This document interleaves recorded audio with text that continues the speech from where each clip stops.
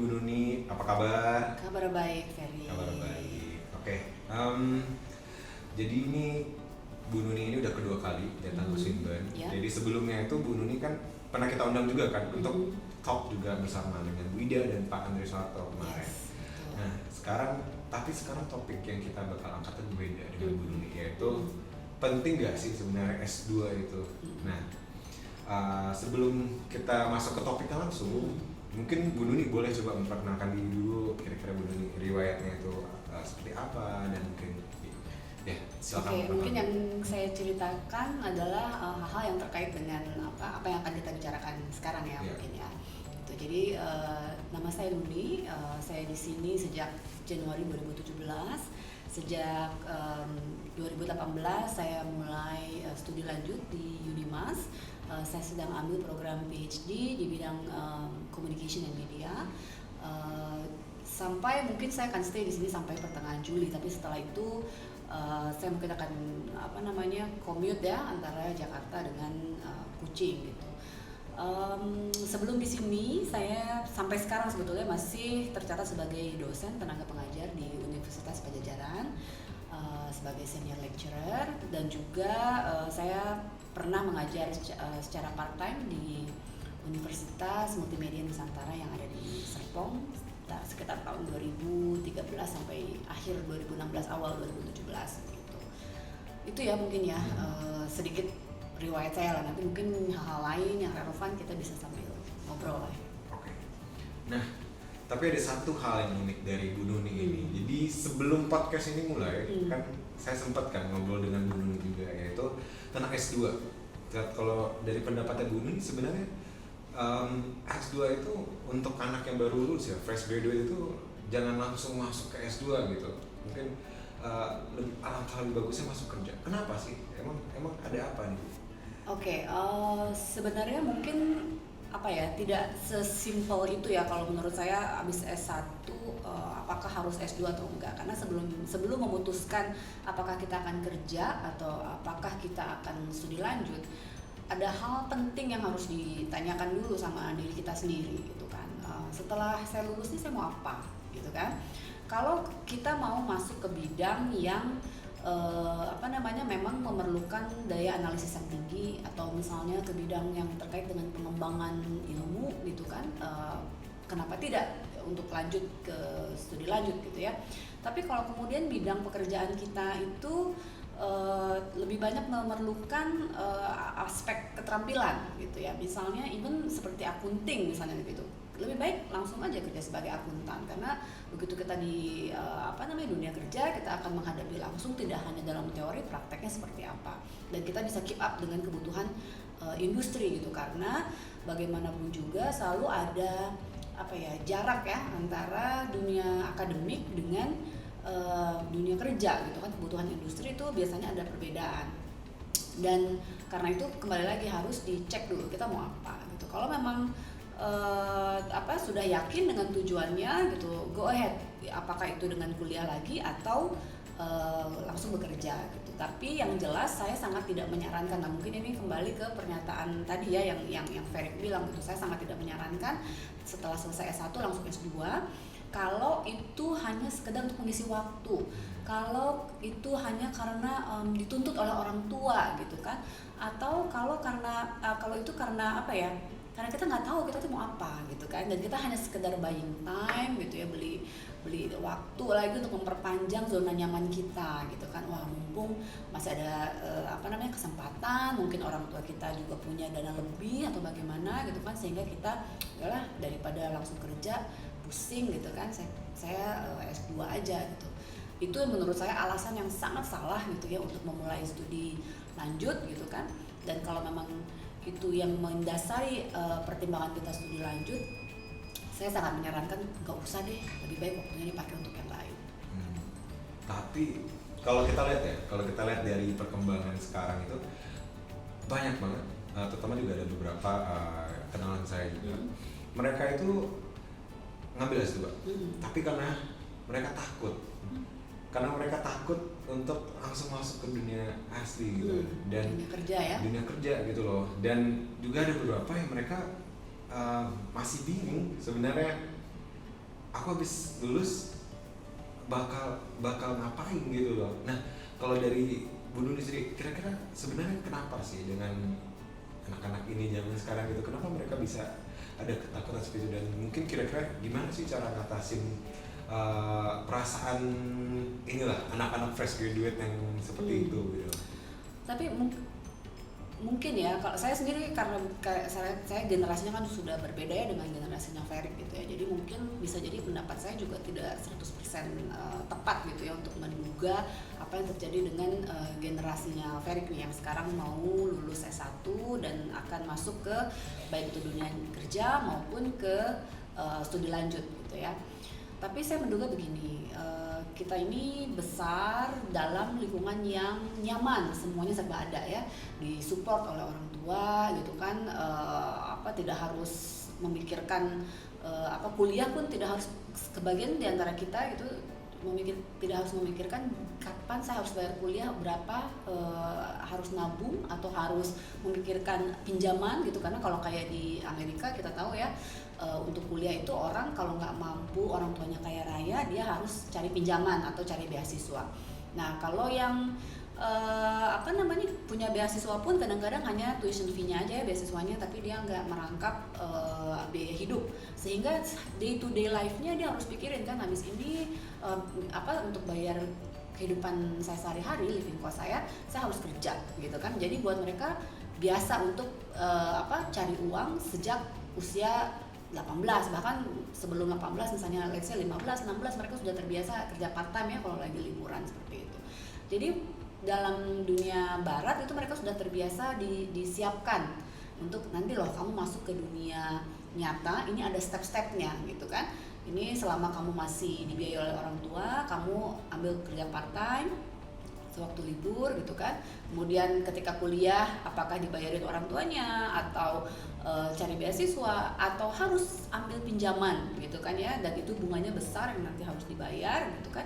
Dan kebanyakan kan justru dari ambil yang dua pilihan ini ya, kalau mereka nggak punya pilihan itu sama sekali, tidak mendapat beasiswa, tidak bisa mendapatkan pinjaman, mereka nggak bisa kuliah ya, jadi langsung kerja gitu kan.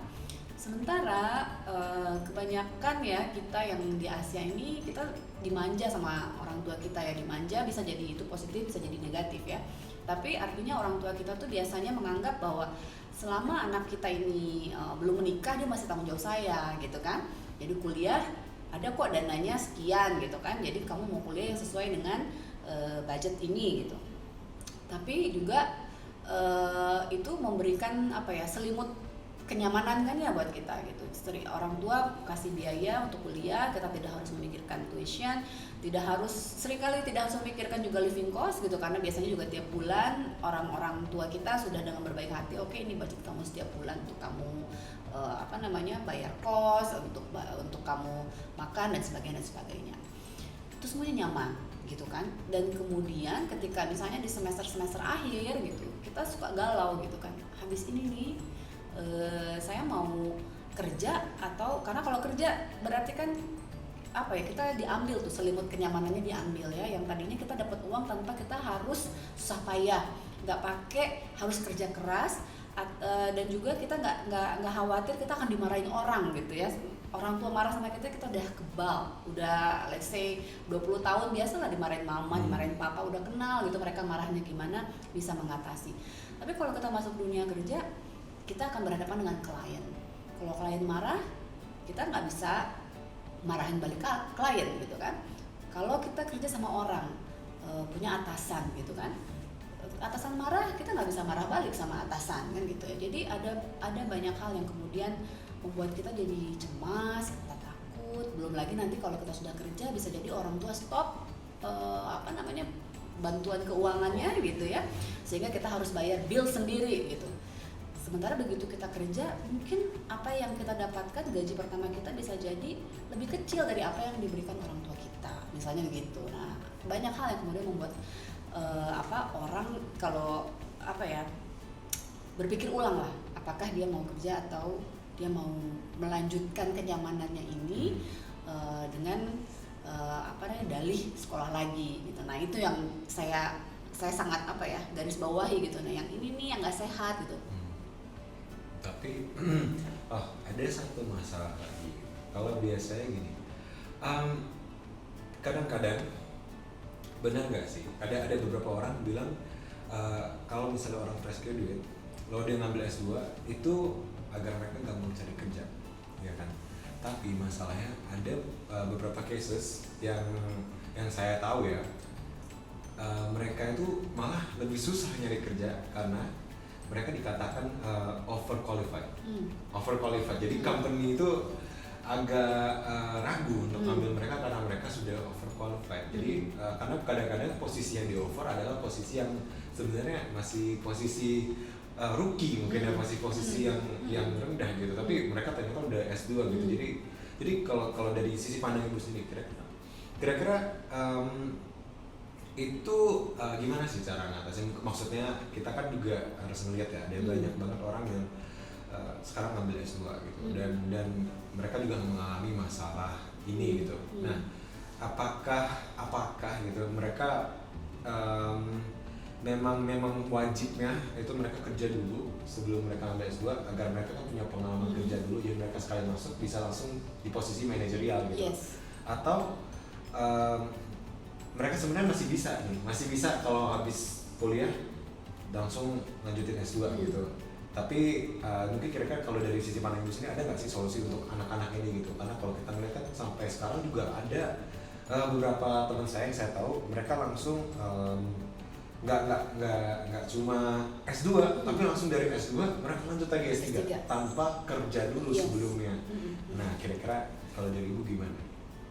Kembali ya, kalau saya ke poin yang pertama tadi saya bilang, kalau memang bidang pekerjaannya memerlukan analisis atau critical thinking yang tinggi gitu ya, kenapa tidak? Misalnya line-line pekerjaan seperti jadi peneliti, jadi akademisi gitu ya, itu wajib, terutama kalau minimal kita bicara di level internasional ya, untuk bisa jadi dosen let's say gitu ya, untuk jadi dosen minimal tuh kita harus S2 itu minimal. Jadi fresh graduate itu udah jelas dia nggak bisa apply gitu kan. Kalau memang visi kita ke depan adalah I want to go to academics gitu, to be an academics, saya mau jadi profesor dan sebagainya, habis S1 nggak usah pikir-pikir langsung S2 gitu kan. Atau misalnya kita mau jadi peneliti gitu kan ya, why not gitu kan, habis S1 langsung S2, sambil S2 sambil nyambi kita jadi asisten researcher gitu kan ya, dan itu biasanya jalur-jalur yang seperti itu. Tapi kalau untuk pekerjaan-pekerjaan tadi yang perlu banyak skill, yang perlu bangun network ya, punya bekalnya tuh justru network dan bukan ijazah gitu kan ya, bukan sekedar analytical skills gitu ya. Itu menurut saya justru lebih baik kita langsung kerja dulu gitu kan, karena dengan kita kerja dulu kita kenal kondisi lapangan, oke ini kebutuhannya, saya belajar day to day activitiesnya seperti apa, dan nanti dengan berjalannya waktu kita akan kenal kok saya strengths-nya apa, weaknesses-nya apa, gimana menambal weaknesses saya, apakah caranya dengan saya cari mentor atau nggak cukup ternyata sekadar cari mentor, ternyata saya harus upgrade ilmu. Nah itu lain lagi ya. Nah itu nanti ketika kita kayaknya saya udah mentok nih, saya mau naik ke karir berikutnya tapi nggak ada lagi yang bisa ngajarin saya, mungkin saya harus upgrade ilmu, saya harus balik ke kampus gitu kan, tambah pengetahuan gitu kan, ketemu dengan karena kalau kuliah postgraduate itu kan nggak sekedar yang duduk di kelas kita dengerin dosennya, tapi most of the time adalah case studies gitu kan, kita mengupas kasus gitu kan, diskusi dan ketemu rekan-rekan teman-teman yang punya background dari industri yang sama, atau minimal kalaupun dia nggak pernah kerja sebelumnya, interestnya memang di situ gitu, sehingga banyak hal yang bisa digali gitu ya, yang bisa didapatkan dari kelas-kelas postgraduate itu gitu kan. Nah untuk bidang-bidang pekerjaan yang tadi lebih banyak menuntut keterampilan, lebih banyak menuntut networking gitu kan, sebaiknya sih langsung kerja gitu kan. Tapi gimana misalnya orang yang menempuh jalan ketiga tadi ya, misalnya karena dia galau, dia belum tahu mau apa gitu kan, atau karena memang benar-benar dia dituntut oleh orang tua misalnya, nggak usah lah kamu kerja, langsung aja S2 aja gitu kan, mumpung papi mami masih bisa bayarin dan sebagainya gitu kan. Orang-orang yang seperti ini gimana gitu, bagaimanapun juga kesempatan nggak pernah datang 2 kali sih ya kalau menurut saya ya. Kalau memang ada kesempatannya, why not gitu kan. But you have to know why you do the thing in the first place gitu kan. Jadi walaupun misalnya itu dipaksa oleh orang tua atau karena memang kita galau gitu ya, tapi manfaatkan waktu kita S2 itu untuk kemudian mempertajam kemampuan kita, mempertajam daya atau mempercantik CV kita lah, misalnya dengan ikut conference gitu kan, jadi asisten dosen misalnya, atau jadi researcher, atau aktif di kemahasiswaan seperti itu, sehingga kita punya leverage lain yang nanti kalau kita apply pekerjaan, ketika misalnya ada HR gitu, nanti mungkin dengan Bu Ida ya bisa ngobrol. HR kemudian bilang, kamu nggak punya pengalaman kerja, tapi kamu udah punya ijazah S2 gitu kan. Tapi posisi yang kita offer sebenarnya nggak perlu ijazah S2 gitu kan. Mungkin kita bisa bilang, oke, saya memang dalam konteks akademik bisa jadi saya overqualified. Tapi kenapa saya apply itu? Karena saya punya background ini. Nah, itu tadi yang kita dapatkan dari hal-hal yang lain di luar akademik ya. Misalnya tadi saya pernah jadi asisten researcher ini, misalnya seperti di situ pekerjaan saya adalah begini. Saya manage project begini.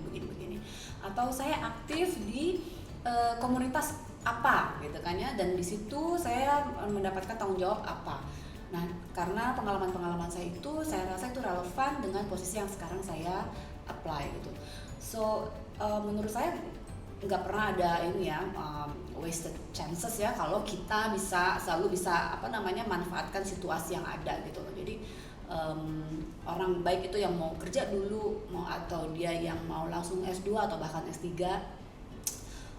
kemudian orang yang mengambil S2 karena misalnya hal-hal yang tadi ya yang eksternal lah, hal-hal yang eksternal bukan karena keinginannya sendiri. Selalu kalau menurut saya sih kita harus selalu bisa memanfaatkan situasi yang terbaik yang bermanfaat untuk investasi kita di masa depan lah, intinya sih seperti itu. Tapi berarti intinya ini ya, kalaupun mereka udah ngambil S2, dimaksudkannya adalah mereka overqualified kan biasanya. Tapi mereka kalau misalnya mereka punya pengalaman, misalnya pengalaman selain dari akademiknya mereka bisa menggunakan itu untuk mungkin sesi interview ya, pas interview gitu ya. Jadi memang penting banget ya sebenarnya untuk mencari aktivitas lain selain dari akademisnya itu sendiri kan, untuk mengqualify kalau misalnya dirinya dia itu memang pas untuk suatu posisi gitu. Iya, betul. Dan tapi benar nggak sih ada satu biasa orang jadiin kambing hitam itu adalah S3 ini jadiin kambing hitam untuk mereka gimana ya, kayak jadi mereka nggak punya cita-cita, mungkin mereka punya cita-cita, tapi mereka belum bisa mencapainya gitu. Akhirnya mereka menggunakan S3 atau S2 ini, ya udah saya jadi lecturer aja deh. Saya jadi dosen aja deh, gitu. Karena kan saya nggak tahu mau ngapain lagi gitu. Mungkin karena yang saya lakukan selama ini hanya research. Jadi daripada susah-susah cari kerja, mendingan saya jadi dosen aja, jadi lecturer aja. Tapi maksudnya kalau kita lihat kan banyak juga yang seperti itu ya. Di sini mungkin karena orang banyak ada mitos nih di kepala banyak orang ya, katanya kalau lu nggak bisa kerjain itu, if you can't do it, you teach it, gitu kan ya, katanya gitu ya. Itu mungkin zaman dulu benar ya, mungkin gitu kan. Tapi bukan karena saya seorang dosen ya, jadi saya terkesan defensif, semoga tidak terkesan defensif, tapi bahwa menjadi dosen itu tidak hanya sekedar dia preaching ya gitu kan, cuman berkhotbah gitu kan ya, saya baca buku gini kemudian saya ceritain di kelas, bukan begitu. Karena untuk jadi dosen sekarang kita juga harus punya pengalaman riset yang banyak, dan untuk kita bisa punya pengalaman riset yang banyak itu tentu ya kita harus menjalani riset itu sendiri, dan menjalani riset itu juga ada ada level-levelnya ya, ada kelas-kelasnya gitu. Ada riset yang bisa kita kerjakan secara mandiri kayak tugas kuliah lah gitu, itu sederhana ya gitu. Tapi banyak riset-riset yang kalau memang risetnya itu berkualitas, kita tuh harus berjuang cari funding gitu kan. Jadi kita harus pitching ideas, kita harus kerja sama tim gitu ya. Gimana caranya kita bisa kompetisi untuk dapat funding, itu kita harus compete dengan berbagai researcher dari berbagai negara seperti itu. Dan setelah itu misalnya ada secure funding, kemudian kita harus publish gitu kan. Kita harus publish, dan publish itu nggak mudah juga kita untuk, nggak cuma sekedar kita bikin artikel and then kita publish di blog gitu ya, nggak gitu. Tapi juga setelah kita setelah kita bikin laporan atau finding kita apa gitu, artikel kita submit ke jurnal gitu kan. Di jurnal juga ada aktivitas di mana kita di peer review gitu. Jadi yang menilai kita adalah kolega-kolega dari seluruh dunia gitu kan. Dan mereka yang menilai apakah kualitas pekerjaan kita itu layak nggak sih untuk dipublikasikan gitu kan. Dan apakah kualitas pekerjaan kita itu menambah bobot keilmuan gitu, menawarkan sudut pandang yang baru dari ilmu yang kita kita teliti itu, dari bidang yang kita teliti itu. Nah, jadi mungkin untuk entrance level orang akan berpikir kalau asal punya S2 apalagi S3, gelar S2 atau S3 kita pasti bisa ngajar. Yes gitu ya. Untuk sekedar apply bisa. Ya, tapi kemudian apakah kita sekarang mudah diterima untuk menjadi dosen? Sorry to say, enggak gitu kan ya. Karena nggak cukup cuma kita punya ijazah S2, S3 gitu, tapi kemudian yang ditanya mana previous publication kamu? Dan itu semuanya kan online ya sekarang ya, harus bisa di-track gitu kan. Jadi nggak semudah itu gitu, tapi it's start lah. Kalau memang tertarik ya untuk itu gitu. Berarti salah dong ya kalau misalnya orang bilang jadi dosen tuh ya udah ngambil aja S2, ngambil aja S3 bisa langsung dapat kerjaan jadi dosen aja gitu. Jadi nggak usah susah nyari kerja. In some cases maybe. In some cases, terutama di tempat-tempat yang tidak punya universitas yang bagus ya gitu. Tapi itu nggak akan bertahan lama. Karena tadi tuntutan kerjanya benar. Ternyata nggak semudah itu. Nanti kita akan tereliminasi sendiri atau ya mentok begitu-begitu aja. Berarti maksudnya ada satu juga biasa pernyataan orang adalah kebanyakan dosen mereka cuma tahu teori doang, tahu teori doang. Tapi kalau disuruh praktek mereka nggak bisa. Oke. Apakah benar? Gitu. Jadi maksudnya kan kalau misalnya orang berkata seperti itu kan, berarti percuma aja dong dia ngambil S2, ngambil S3, tapi dia cuma bisanya ngajar doang, teori doang gitu. Jadi karena kan konotasinya selama ini adalah banyak banget orang berkonotasi orang kuliah tinggi-tinggi, makin dia tinggi kuliah, tapi jadinya mereka cuma ngertinya teorinya doang. Tapi prakteknya malah banyak yang tahu, karena banyak juga orang yang nggak kuliah malah praktek mereka dalam dunia itu luar biasa. Nah, kalau tanggapan itu gimana sih? Itu bisa panjang banget ya, tapi kayaknya waktu kita masih banyak nggak ini? 3 minutes ya? Masih ada. Oke. Jadi kalau tentang tadi ya, apakah dosen itu cuman bisa teori dan dia tidak menguasai praktik? Mungkin ada benarnya, ya gitu. Kenapa? Karena memang kalau dalam dunia akademik kita selalu mencari solusi-solusi yang ideal ya. Ideal tuh harus gini, ideal tuh harus seperti itu. Dan kembali ke pernyataan saya sebelumnya bahwa selalu ada gap, selalu ada perbedaan antara di dunia nyata tuh case-nya apa dengan di dunia akademik idealnya seperti apa. Contoh misalnya seperti masa sekarang ya, kita lagi menghadapi pandemik gitu ya. Ahli-ahli di mana aja banyak.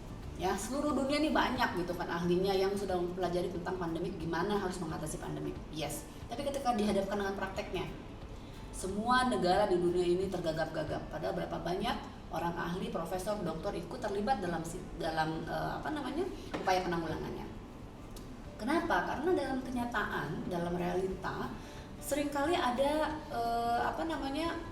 faktor-faktor lain yang yang tidak ada dalam dugaan kita, gitu kan? Kejutan ya mungkin. Ya, apalagi berhadapan dengan manusia ya. Berhadapan dengan manusia itu misalnya seperti kasus di Italia, oke, caranya kita lockdown ya supaya menghindari penyebaran virus gitu kan. Begitu lockdown apa yang terjadi? Ada yang nurut, ada beberapa mahasiswa malah piknik. Akibat dia piknik, virus malah kemana-mana gitu kan. That's the thing gitu. Ada yang udah kena juga nggak ngaku kan? Nah, ada yang mau diperiksa lari gitu kan. Karena takut harus di karantina. That's the thing gitu kan. Secara akademik udah dipikirkan bahwa solusinya harus begini.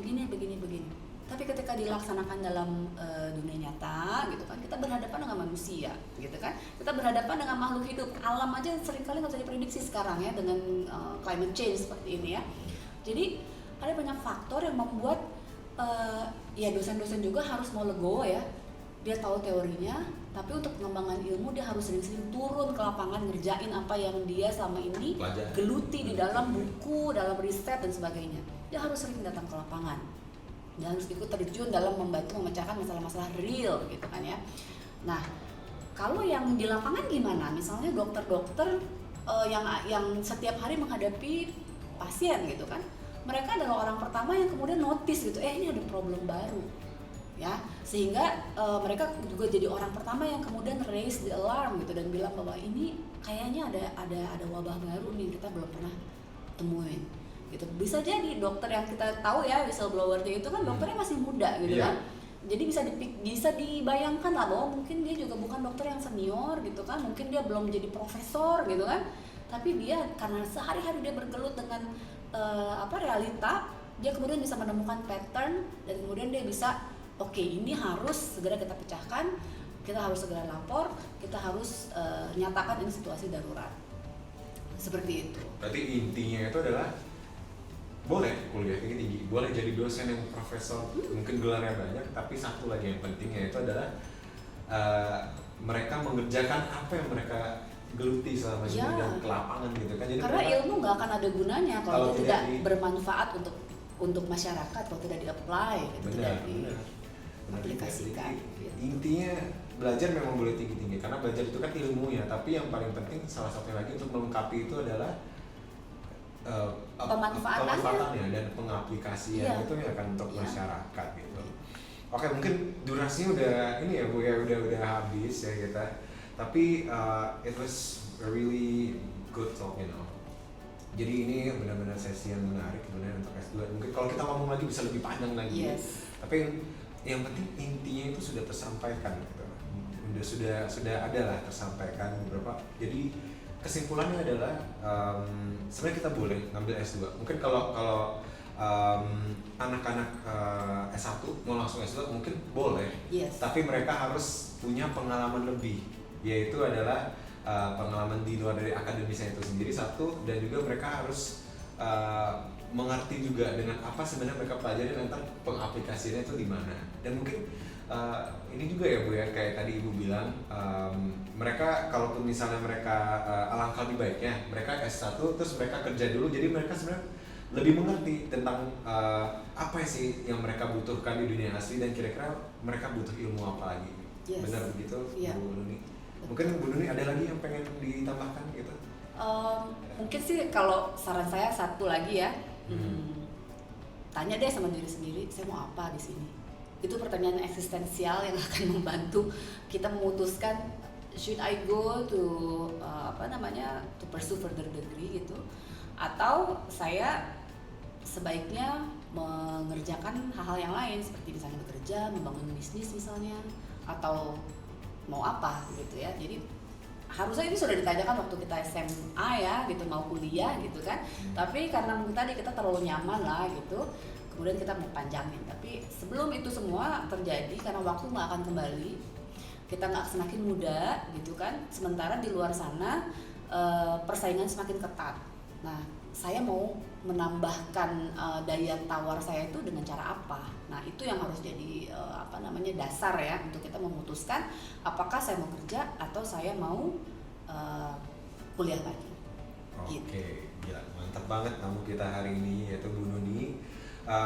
Dan terima kasih juga Bu Nuni udah mau datang lagi untuk memberikan ilmunya atau mungkin pemikirannya di podcast kita yang kali ini. Semoga podcast kita kali ini bisa bermanfaat untuk teman-teman semua yang di luar yang masih bingung. Bagus nggak sih kalau kita langsung lanjutin S2 gitu, ataupun masih bingung lah apakah S2 itu penting atau enggak sih gitu. Oke, mungkin sekian untuk podcast kita hari ini. Terima kasih yang udah mau mendengarkan podcast kita hari ini, dan sampai jumpa lagi di podcast selanjutnya. Dan podcast selanjutnya kita ada topik yang menarik juga, yaitu tentang human resource. Oke, terima kasih semua ya. Oke, terima kasih Bu Nuni. Terima kasih Ferry.